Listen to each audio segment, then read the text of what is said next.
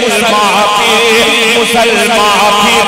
ज़माने के लिए अनमोल हो जाए। अस्मु व अजताज़ु अस्समाअ जलाला। RK मुशायरा media. हम बड़े ही अकीदत के साथ हज़रत मौलाना अताउर रहमान साहब अता मिफ्ताही सदर जमीयत उलमा ज़िला भागलपुर व बानियों मोहतमिम अल जामियतुल हबीबिया पुरैनी से दरख्वास्त करते हैं कि असद वाला तशरीफ़ लाएँ और अपने खुसूसी खिताब से आज के इस प्रोग्राम और सामाईन नाज़रीन और शाहिदीन को महसूस फरमाएं। अल्हम्दुलिल्लाह नहमदुहु व नस्तईनुहु व नस्तगफिरुहु व नुअमिनु बिही व नतवक्कलु अलैहि व नऊज़ु बिल्लाहि मिन शुरूरि अनफुसिना व मिन सय्यिआति अअमालिना।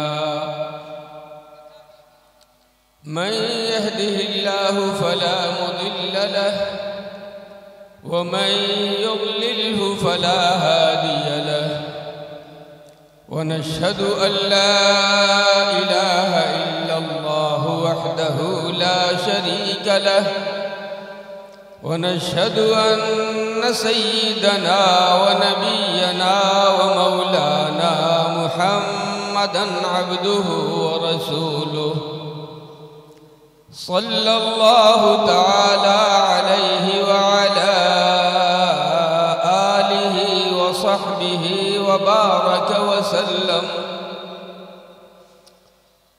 अम्मा बअद फअऊज़ु बिल्लाहि मिनश शैतानिर रजीम। बिस्मिल्लाहिर रहमानिर रहीम।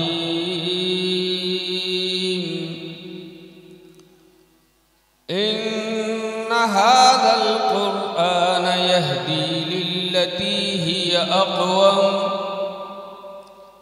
व युबश्शिरुल मुअमिनीना अल्लज़ीना यअमलूना अस्सालिहाति अन्न लहुम अजरन कबीरा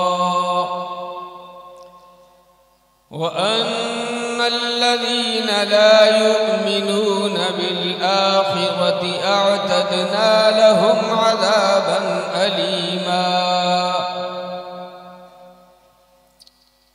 आमन्तु बिल्लाहि सदक़ल्लाहुल अज़ीम।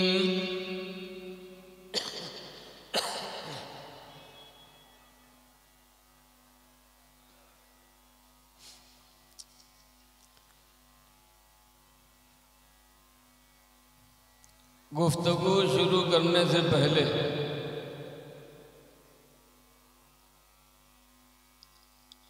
मैं एक ज़रूरी बात बड़ी मोहब्बत और बड़े अदब के साथ आपकी खिदमत में पेश कर दूं।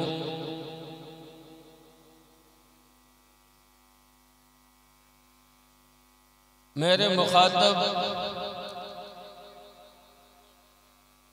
स्टेज पर तशरीफ फरमा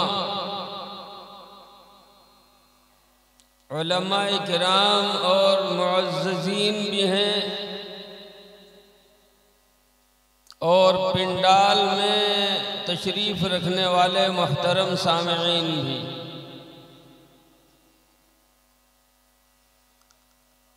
वो ये है कि ये एक खालिस दीनी मजलिस है।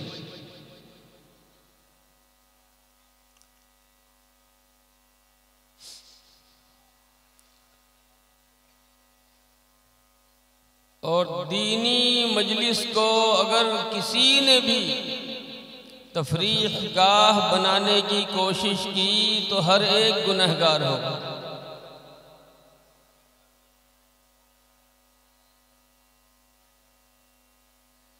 जहाँ तक मसला नात शरीफ का है, मैं ये अर्ज़ करना चाहता हूँ कि नात शरीफ इबादत है।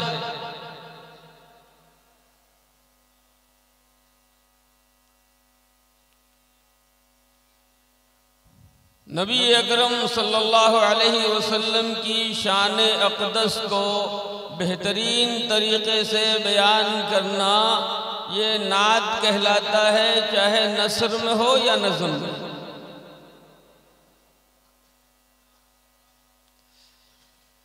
और इस एतबार से अगर आप देखो तो सबसे पहला नात खां रब्बुल आलमीन है।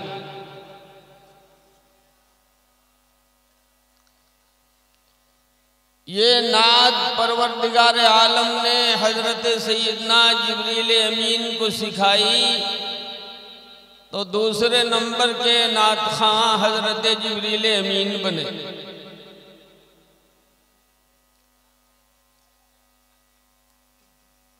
फिर इसकी फजीलत मालूम करके सहाबाए किराम रिज़वानुल्लाहि अलैहि मजमईन ने इसका हक अदा किया।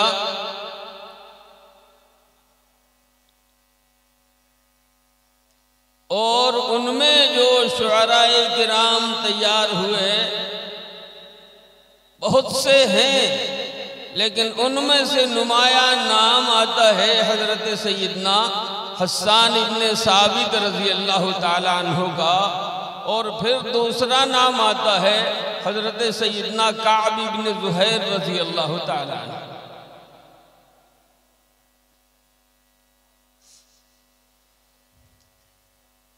मगर एक बात और याद रखिए,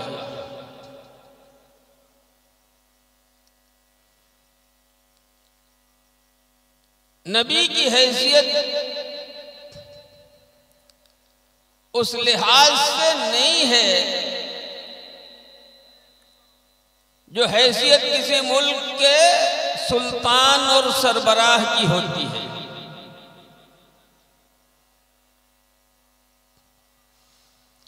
सारी दुनिया का अगर कोई तन्हा डिक्टेटर और सुल्तान और हाकिम बन जाए तो नबी अकरम सल्लल्लाहु अलैहि वसल्लम की अज़मत के आगे वो पांव के धूल के बराबर नहीं है।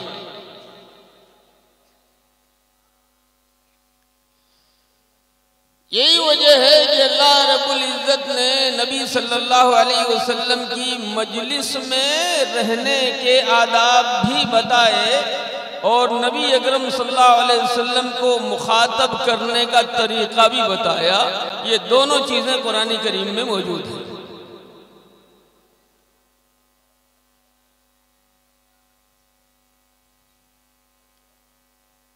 नबी की नात पढ़ी जा रही हो, उसको आप अपने दिल पर न लें, अकीदत से अपनी निगाहें न झुकाएं और हुल्लड़बाजी करें तो क्या समझते हैं कि आप नात सुन के सवाब के हकदार होंगे।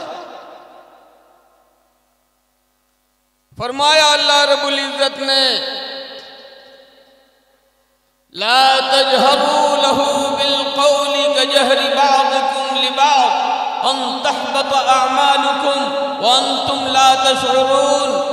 अगर नबी की मौजूदगी में तुमने बुलंद आवाज से गुफ्तगू की तो बाहर की कमाई हुई सारी नेकियां तुम्हारी बर्बाद कर दी जाएंगी, तुम्हें पता भी नहीं चले।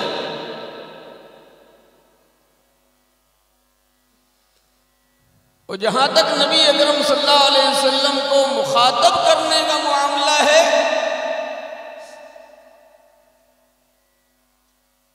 अल्लाह रब्बुल इज़्ज़त ने इरशाद फरमाया, ला तजअलू दुआ रसूल बैनकुम कदुआई बादिकुम बादा। तुम आपस में एक दूसरे को पुकारते हो, तुम आपस में एक दूसरे को खिताब करते हो, लेकिन नबी का नाम लेते हुए, नबी को मुखातब करते हुए ये बात तुम्हारे जहन में रहनी चाहिए कि ज़मीन पर अल्लाह ने इनको तुम्हें भेजा है, तुम्हारे अंदर भेजा है, ये तो अल्लाह का करम है। वरना ये इंसान जिसकी तुम नात पढ़ रहे हो, ये तुम्हारा क्या है, कायनात के पैदा करने वाले रब का हबीब है।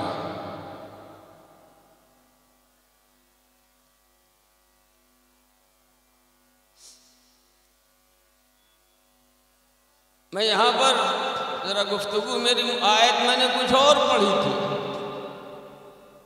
बात कुछ और निकल गई। मुझे कुरान के सिलसिले में कुछ अर्ज करना था, इसके बारे में मैंने सोचा ही नहीं था, लेकिन यहाँ की हुल्लड़बाजी देख के ज़हन मुंतकिल हो गया।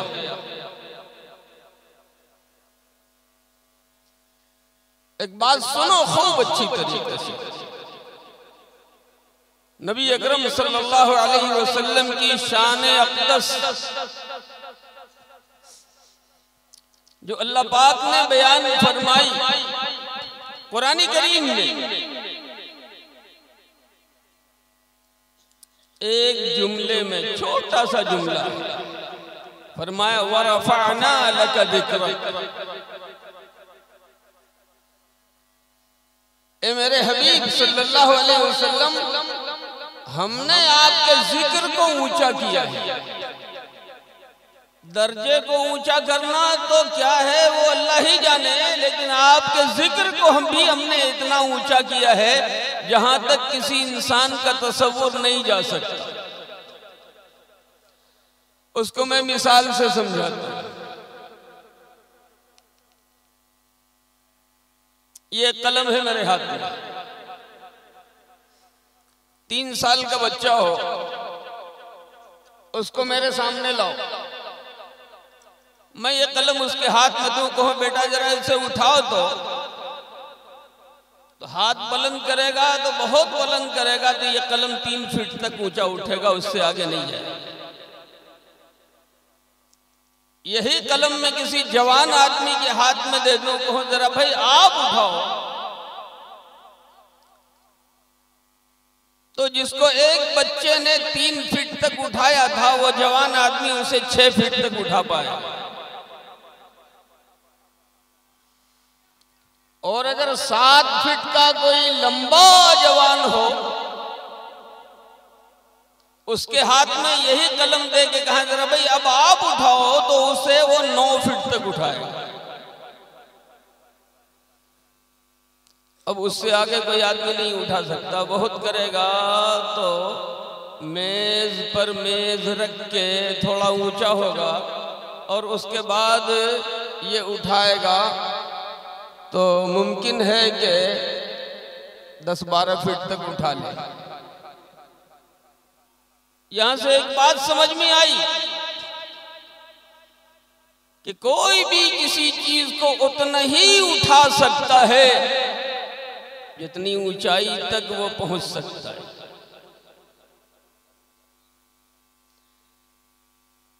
दूसरे नजर से, दूसरे नुक्ते निगाह से देखो तो ये बात समझ में आएगी कि जो जितना बड़ा हो किसी चीज को, वो उतना ही ऊंचा उठा सकता है। अब देखो कि नबी पाक सल्लल्लाहु अलैहि वसल्लम के जिक्र को ऊंचा उठाने का वादा किसने किया है? अल्लाह रब्बुल इज्जत ने। और अल्लाह रब्बुल इज्जत की बुलंदी इतनी है जिसकी कोई इंतहा नहीं, जिसके बारे में कोई सोच नहीं सकता, गुमान नहीं कर सकता, तसव्वुर नहीं कर सकता। तो यहीं पर यह बात भी सोचनी चाहिए कि अल्लाह रब्बुल इज्जत ने अपने हबीब सल्लल्लाहु अलैहि वसल्लम के जिक्र को कितना ऊंचा उठाया, कितना ऊंचा उठाया, उसके बारे में कौन सोच सकता है? ये कलम के लिखने वाले जिन्होंने मोटी मोटी किताबें लिखी हैं, ये शुअराए किराम जिन्होंने अछूते अछूते अशार पेश किए हैं, मुझे बड़ी सफाई के साथ अर्ज करने दो कि उन्होंने अपनी हैसियत पेश की है, नबी की हकीकत बयान करने से वो कासिर रहे हैं।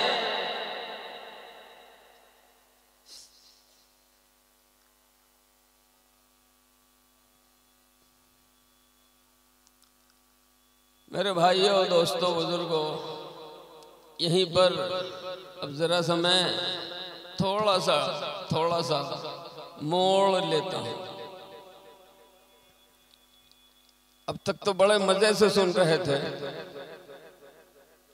बड़े मजे से सुन रहे थे, लेकिन जरा सा मैं मोड़ लेके आपके लिए कुछ बातें अर्ज करूं।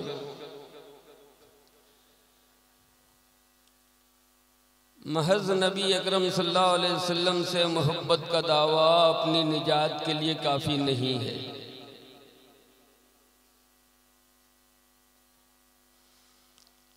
नबी अकरम सल्लल्लाहु अलैहि वसल्लम जब दुनिया में तशरीफ लाए थे, अबू लहब को मालूम हुआ कि मेरे यहाँ भतीजा पैदा हुआ है, तो खुशी के मारे उसने अपनी लौंडी और बांदी सुवैबा को आज़ाद कर दिया। और जब तक नबूवत का ऐलान नहीं किया मेरे आका सल्लल्लाहु अलैहि वसल्लम ने, ये अबू लहब नबी अकरम सल्लल्लाहु अलैहि वसल्लम से मोहब्बत करता रहा, भतीजा होने के नाते और यतीम भतीजा होने के नाते। लेकिन जब मेरे आका सल्लल्लाहु अलैहि वसल्लम ने तौहीद का और रिसालत का ऐलान फरमाया, अब ये अबू लहब किनारे हो गया। मैं पूछता हूं वो मोहब्बत काम आई?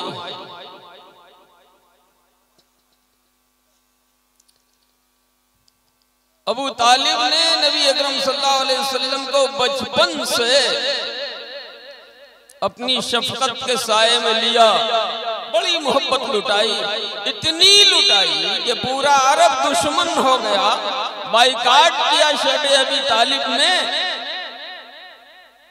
तो अबू तालिब अपने भतीजे के साथ उसमें शरीक है।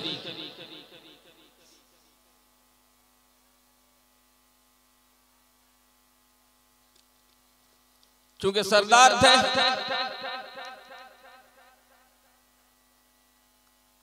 उनके रहते हुए लोग नबी पाक सल्लल्लाहु अलैहि वसल्लम पर हाथ नहीं डाल सकते थे, इसलिए आए सब जमा होकर के, डेलीगेशन लेके आए, वफ्द बना के आए। अबू तालिब जरा भतीजे को समझाओ, हमारे माबूदों की बुराई करता है, हमें अच्छा नहीं लगता है, उसको समझाओ कि जरा ये सब बातें छोड़ दे। अबू तालिब ने नबी अकरम सल्लल्लाहु अलैहि वसल्लम को बुलाया, कहा भतीजे मैं बूढ़ा हो गया हूं, सबसे टकराने और लड़ने की सलाहियत अब मेरे अंदर नहीं है। ये काम जो तुम एक अल्लाह की तरफ बुला रहे हो, खुले आम ये काम जरा छोड़ दो, मेरे बुढ़ापे पे रहम करो। सीरत की किताबें कहती हैं कि मेरे आका सल्लल्लाहु अलैहि वसल्लम की आंखों में आंसू आ गए और फरमाया, चचा जान ये जिम्मेदारी अल्लाह रब्बुल इज्जत ने मुझे सौंपी है, और खुदा की कसम लोग अगर मेरे दाएं हाथ पे सूरज और बाएं हाथ में चांद लाके रख दें और कहें कि मैं अपनी जिम्मेदारी छोड़ दूं, तो मैं छोड़ने वाला नहीं है। अब किसी को साथ देना हो तो दे और किसी को नहीं देना हो तो मत दे। मेरा अल्लाह मेरा सहारा है, वही मेरी मदद करेगा।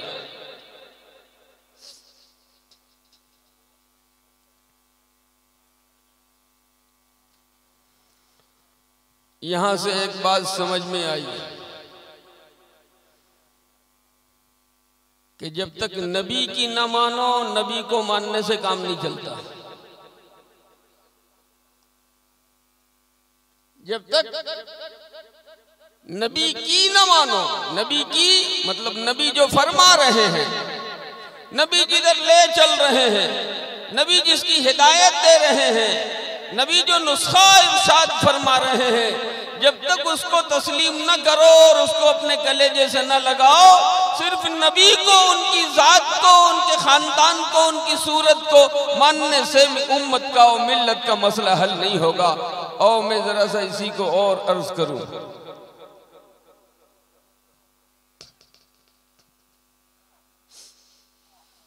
हजरत बिलाल हैं, अफ्रीका के रहने वाले,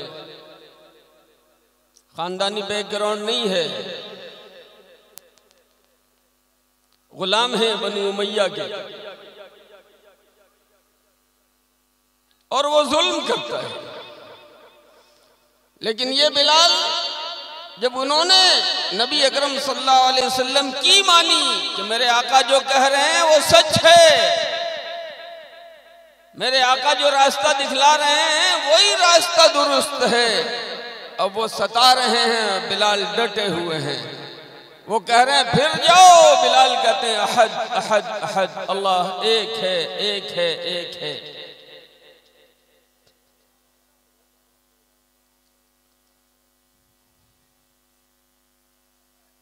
मेरे भाइयों, दोस्तों, बुजुर्गों, एक मौके पर मेरे आका सल्लल्लाहु अलैहि वसल्लम ने इरशाद फरमाया, बिलाल क्या करते हो? कहा मेरे आका मैं तो सीधा सादा आदमी, कोई खास अमल समझ में नहीं आता मेरे। कहा नहीं, मैंने अपने से आगे जन्नत में तुम्हारे खड़ावन की आवाज सुनी है, तुम करते क्या हो?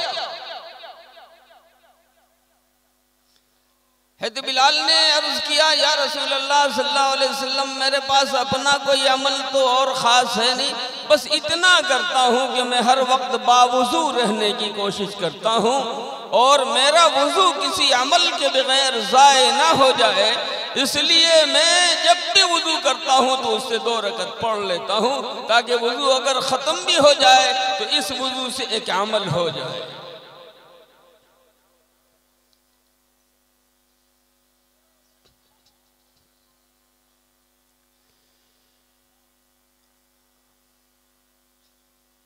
अल्लाह रब्बुल इज़्ज़त ने अपने हबीब सय्यदुल अंबिया वल मुरसलीन जनाब मुहम्मदुर रसूलुल्लाह सल्लल्लाहु अलैहि वसल्लम को सारे आलम की हिदायत के लिए भेजा था। तरीका अल्लाह को वही पसंद है जिसको मेरे नबी ने इख्तियार किया।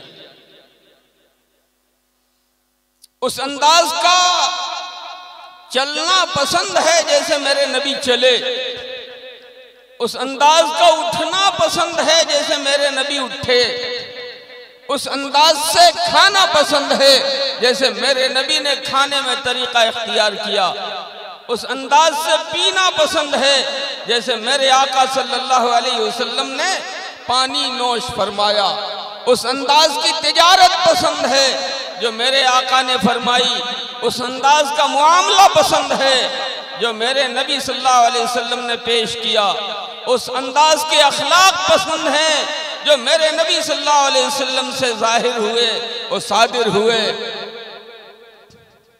मैं अर्ज करता हूं मेरे दोस्तों, मेरे बुजुर्गों,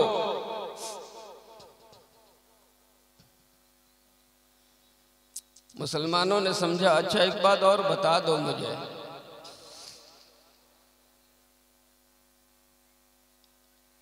हुजूर अकरम सल्लल्लाहु अलैहि वसल्लम नबी थे या नबी हैं? अरे बोलो, मजमा बोले कोई। नबी हैं का मतलब समझ रहे हो? समझते हो? आखिरी नबी बनाकर अल्लाह ने मेरे नबी सल्लल्लाहु अलैहि वसल्लम को भेजा। अब क़यामत तक मेरे नबी का ही तरीका चलेगा और वही अल्लाह को पसंद होगा और उसी में अल्लाह ताला कौमों की किस्मत पलटेगा। अब कोई नबी आने वाला नहीं है। तो यहीं से एक बात और समझ में आई,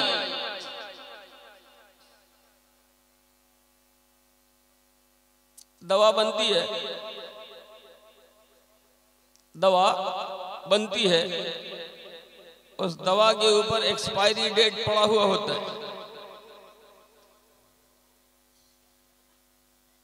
जितनी दवाएं मेडिकल में देख लो जाकर, तमाम दवाओं पर एक्सपायरी डेट मिलेगा। उस एक्सपायरी डेट से पहले पहले वो दवा फायदेमंद है, एक्सपायरी डेट के बाद वही दवा जहर है।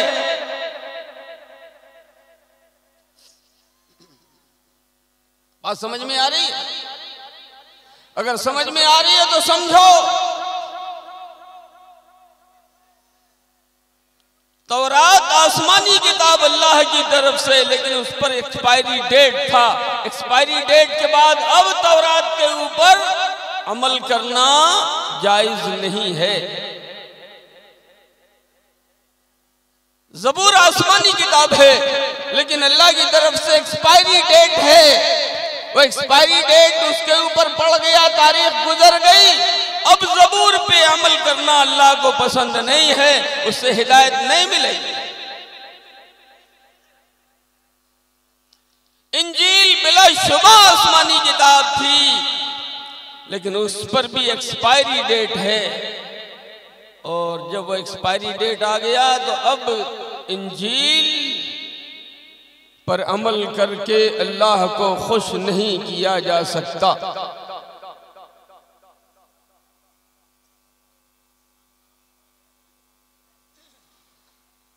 लेकिन ये कुरान एक ऐसी किताब है मेरे दोस्तों, मेरे बुजुर्गों, जिस पर कोई एक्सपायरी डेट नहीं है।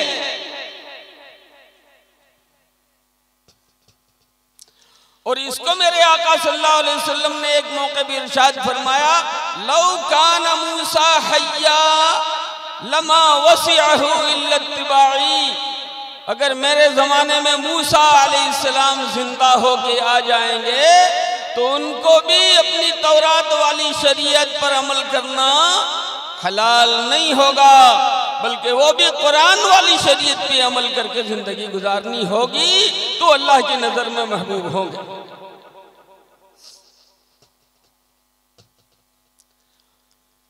क़यामत के करीब हजरत ईसा अलैहिस्सलाम तशरीफ लाएंगे, लेकिन वो इंजील की शरीयत पे अमल नहीं करेंगे, बल्कि जितने दिनों यहाँ जिंदा रहेंगे 40 साल, वो कुरान की शरीयत पे अमल करेंगे, मुहम्मदुर रसूलुल्लाह सल्लल्लाहु अलैहि वसल्लम के बताए हुए तरीके के मुताबिक जिंदगी गुजारेंगे।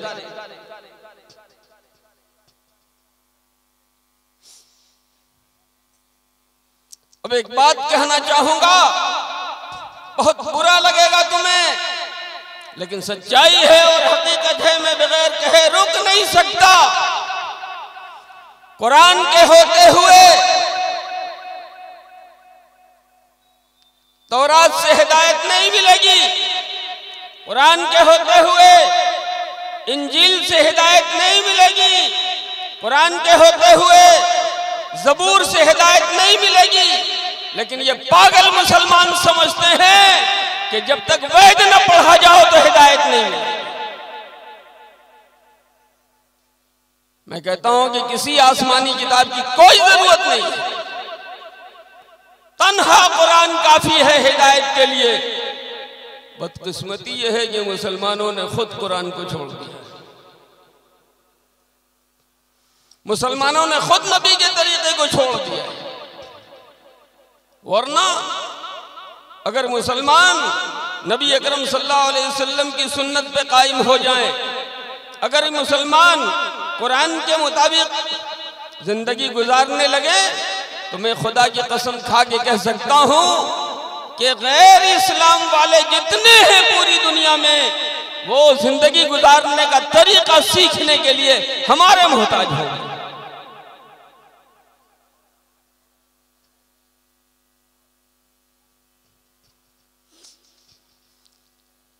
लेकिन वो दूसरों को क्या देगा जो खुद दूसरों के यहां से ले रहा हो। अपने हीरे जवाहर की कदर नहीं है, दूसरों के कूड़ेदान में जाके चुन रहे हैं कि शायद वहां से कुछ मिल जाए।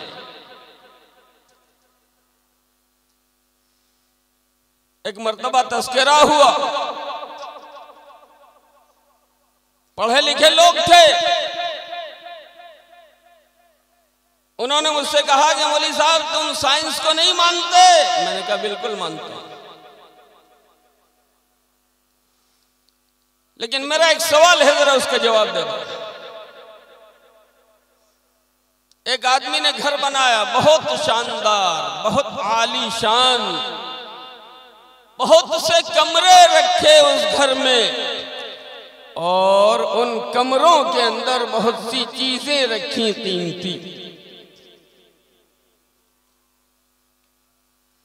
एक आदमी किसी तरह दीवार फांद के अंदर घुसा और जहां तहां दो चार कमरों को झांका उसने दूर से। डर भी लग रहा था पकड़े जाने का, तफसील से तो देख नहीं सकता था, जो कुछ उसको दिखाई दिया जल्दी जल्दी में बाहर आया। और जिसने घर बनाया था और जिसने कमरों में चीजें रखी थी, उसने अपने खास दोस्त को बताया कि मैंने फला फला जगह फला फला कमरे में फला फला चीजें रखी हैं। मैंने उनसे पूछा कि अब आप दिल पे हाथ रख के इंसाफ से बताओ कि दोनों में सबसे ज्यादा पक्की बात बताने वाला कौन है। वो जो दीवार फांद के गया और जल्दी जल्दी यहाँ वहां ताक झांक किया उसने, और ताक झांक करने के बाद लोगों को आगे बताया कि कमरे में फला फला जगह फला चीजें रखी हुई हैं, उसकी खबर ज्यादा पक्की होगी या मालिक ने खुद अपने दोस्तों को बताया कि मैंने फला फला जगह फला फला चीजें रखी हैं, इन दोनों में सबसे ज्यादा पक्की खबर किसकी होगी?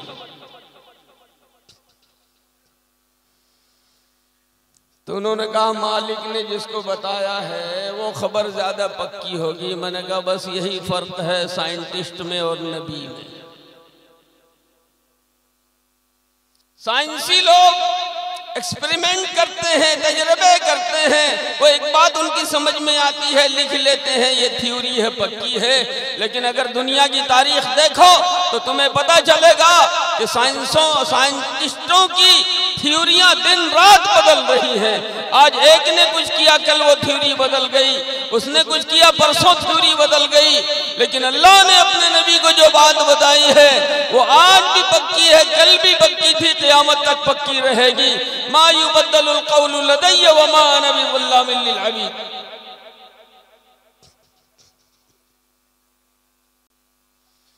साइंटिस्टों की थ्योरियां बदलती हैं, अंबिया इकराम अलैहिस्सलाम के उसूल नहीं बदलते।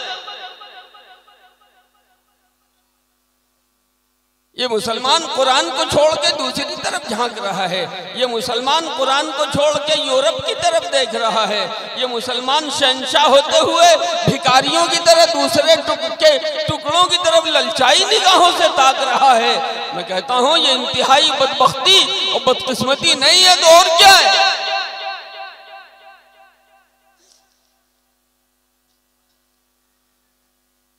और भी उलमाए किराम हैं, उनके बयानात होंगे। मैं तो मुसलसल रोज़ाना जलसे से कभी डबल थका हुआ भी हूँ। मैंने मौलवी रियाज से कहा था मैं तकरीर करूँगा, भागूंगा। एक मिसाल आपके सामने पेश करता हूँ, फिर रवाना होऊंगा।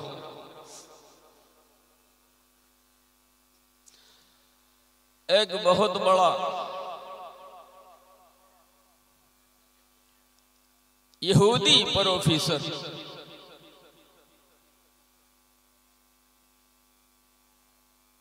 उसने कहा मुसलमान बहुत दावा करते हैं कि कुरान आसमानी किताब है और उसमें कोई तगय्युर नहीं हुआ, कोई चेंजिंग नहीं हुई, कोई तब्दीली नहीं हुई। मैं साबित करूंगा कि कुरान में तब्दीली है और आसमानी किताब नहीं है। तहरीर बड़ी खूबसूरत होती थी उसकी 4 नुस्खे उसने तौरात के तैयार किए, 4 नुस्खे उसने इंजील के तैयार किए, अपने हाथों से लिखे, और 4 नुस्खे उसने कुरान के लिखे। चूंकि बहुत खूबसूरत अंदाज में किताब लिखी गई थी, किया था ये उसने कि ओरिजिनल जो उसकी किताब थी जिसको देख के लिखा था, बीच बीच में जगह जगह उसने हेर फेर कर दिया था, उलट पुलट कर दिया था, कुछ अपने मन की चीज़ें उसमें दाखिल कर दी थी। तौरात के साथ भी उसने यही किया, इंजील के साथ भी उसने यही किया, और कुरान के साथ भी उसने यही किया।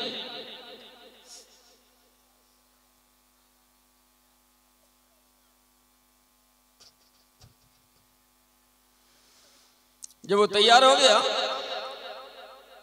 तो लेके गया यहूदियों का जो बड़ा आलिम है,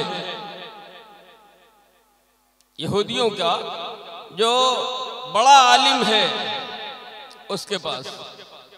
उसने देखा बड़ी खूबसूरत तहरीर है, इसने जो दाम मांगा उसने खरीद लिया। दूसरे के पास गया, उसने भी ले लिया, तीसरे के पास गया, चौथे के पास गया, चारों ने वो खरीद लिया। फिर वो उसको लेकर के गया ईसाई पादरियों के पास। पादरियों ने भी एक एक करके चारों खरीद लिया। इधर से गुजर रहा था तो कहा कि मालूम हुआ इब्राहिमपुर में एक मदरसा है, चले मौलवी साहब के पास। मुलाकात हो गई मौलवी रियाज से।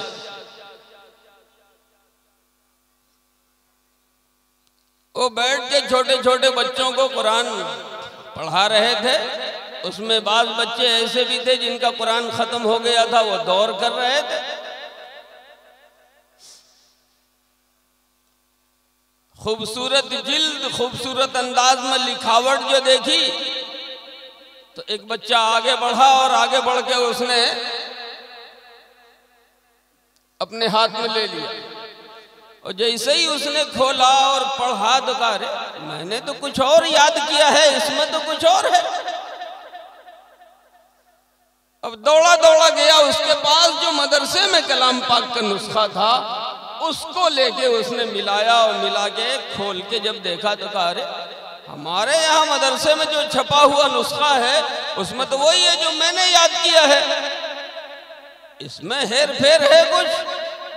दूसरी जगह खोला तो वहां भी ऐसे ही नजर आया। उसने कहा कि भाई अपना ये जाली कुरान ले जाओ, हमको ऐसा कुरान नहीं चाहिए, अपना ये जाली कुरान ले जाओ, ऐसा कुरान हमें नहीं चाहिए। उसके दिल पर इतना ज्यादा असर हुआ, उसने कहा कि मैं यहूदियों के बड़े बड़े आलिमों के पास ले गया, लेकिन उसने उस तौरात को कबूल कर लिया। मैंने बाइबल के नुस्खों को पादरियों के पास पेश किया और उसने जू का तू कबूल कर लिया, लेकिन मैंने कुरान के नुस्खे को लेके जैसे ही मदरसे में कदम रखा, एक छोटे से बच्चे ने मेरी सारी हेरा फेरी को खोल के रख दिया और कहा ये जाली कुरान है।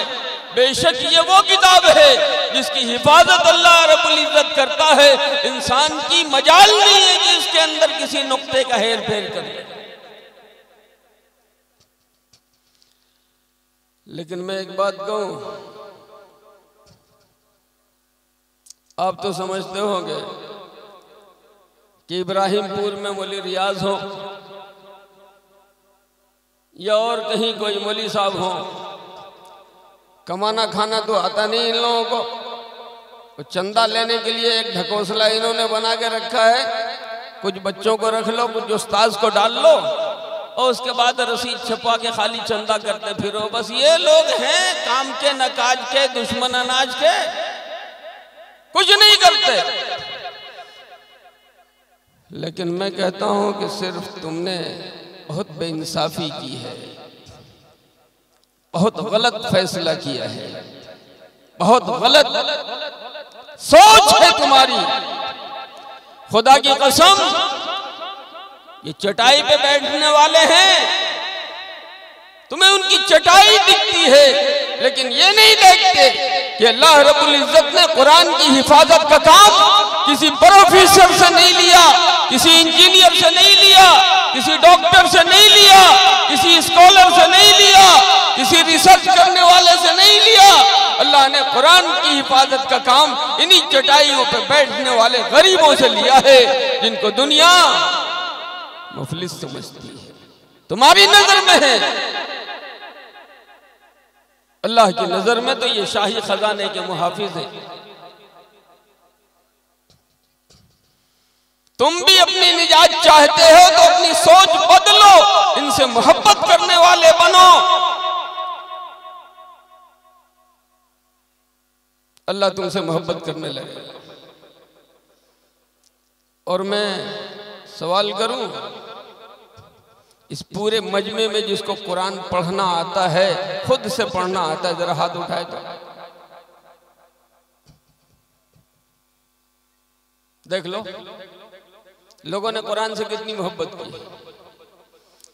फिर जिन लोगों ने हाथ उठाया है, मैं अगर उनसे तजवीद के कायदे के मुताबिक कहूं कि कुरान पढ़ लो, तो इसमें भी 99% छट जाए।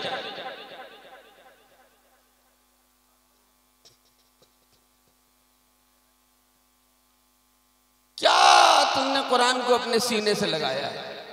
कसम खाने के लिए, तावीज लिखने के लिए, मुर्दा बख्शवाने के लिए? कुरान मुर्दों को बख्शवाने वाली किताब नहीं है, मुर्दों को जिंदा करने वाली किताब है। अगर कुरान को रहनुमा मान लो, वरना एक सवाल मैं तुमसे पूछता हूं, उलमा किराम भी तवज्जो दें उस तरफ। कुरान अल्लाह का कलाम है, कुरान अल्लाह की किताब है, उतारने में 23 साल क्यों लगाया? एक दिन में क्यों नहीं लिख करके काबे की छत पे उतार दिया जिब्रील अमीन के जरिए? 23 साल क्यों लगाया?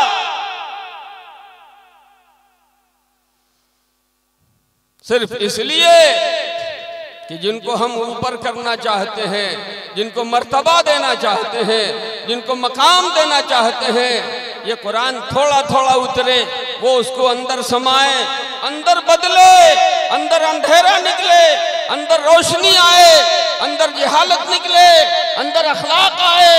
फिर ये जो धीरे धीरे धीरे धीरे पूरे कुरान पे अमल करेंगे तो एक ऐसे मजबूत मीनार बन जाएंगे जिनको हिलाने की हिम्मत पूरी दुनिया में किसी में नहीं।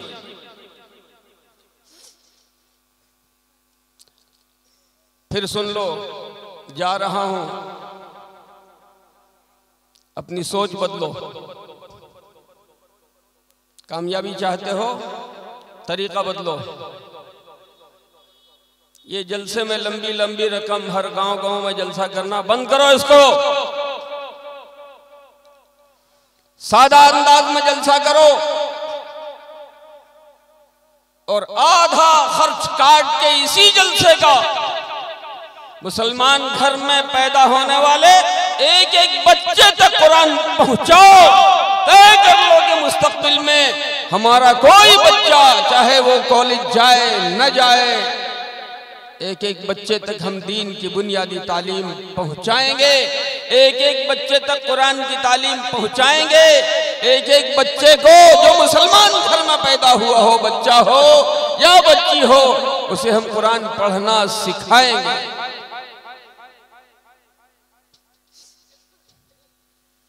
नहीं तो जिंदाबाद कहने से बच जाओगे, हुल्लड़बाजी करने से निजात मिलेगी, हाय वाय करने से तुम्हें कामयाबी की मंजिल मिल जाएगी।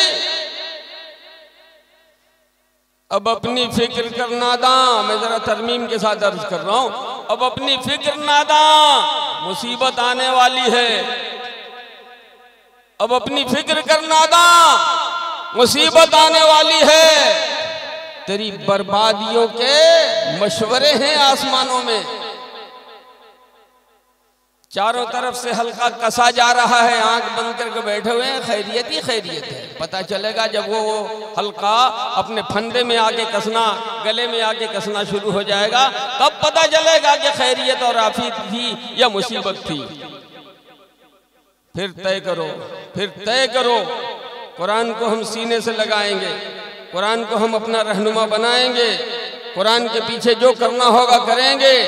अपने एक एक बच्चे को, एक एक बच्ची को कुरान पढ़ाएंगे, सिखाएंगे। उसके लिए चाहे जो करना पड़े, आधी रोटी खानी पड़े, मंजूर है। लेकिन ये कुरान जिसने कल बकरियों के चरवाहों को बादशाहों के सरों पे बिठाया था, आज अगर कुरान से ताल्लुक जोड़ लो मेरे दोस्तों, ये भी तुम्हें मुल्क के बड़े बड़े आकाओं के सरों पे बिठाएगा। अगर कुरान से सच्ची मोहब्बत कर लो, कुरान से सच्चा ताल्लुक जोड़ लो। अल्लाह हम सबको कहने करोगे। हाथ उठाओ पूरा मजमा, हाथ उठाओ, दिल पे लो, और अगर झूठ बोल रहे हो तो खुदा तुमसे समझे। मुनाफिकत छोड़ो, दिखावा छोड़ो। बहुत नाजुक मरहले पे आज मुसलमान उम्मत आके खड़ी हो गई है। तुम्हें अगर कोई बचाने वाला है तो वही बचाएगा जो सारी कायनात का मालिक है। वो उस वक्त बचाएगा जब तुम उसकी किताब से सच्ची मोहब्बत करने वाले बनोगे। उस वक्त बचाएगा जब उसके नबी की तालीमात से, उनकी हिदायत से तुम सच्ची मोहब्बत करने वाले बनोगे, करोगे। अल्लाह ताला तुम्हारी तकदीर के अंधेरों को उजालों में बदल देगा। बस अल्लाह कहने सुनने से ज्यादा अमल की तौफीक अता फरमाए। व आखिर दावाना अनिल हम्दुलिल्लाहि रब्बिल आलमीन।